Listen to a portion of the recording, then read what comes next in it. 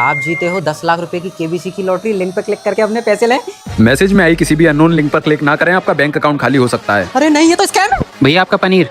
India में बनने वाला 90% पनीर नकली है। अरे यार, ये भी स्कैम है। सर हम आपके बैंक से बोल रहे हैं, ओटीपी देकर प्लीज अपना केवाईसी पूरा करें। बैंक कभी भी आपसे ओटीपी की मांग नहीं करता है, संदिग्ध मैसेजों से दूर रहें। ये भी स्कैम है। ये आईपीएस ऑफिसर की कॉल मेरे पास क्यों आ रही है? सावधान, अगर आपको अनजाने नंबरों से सीबीआई, आईपीएस, जज की कॉल आती है तो वो साइबर अपराधी हो सकते अरे ये भी हैं। स्कैम है।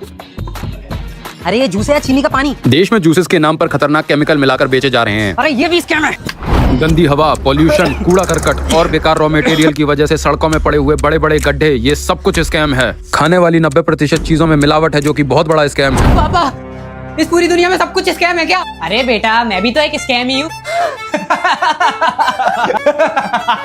खाने वाली हवा, पॉल्यूशन, मिलावट है और इंडिया में बनने वाला कहीं आप और मैं, हम दोनों भी तो स्कैम नहीं है।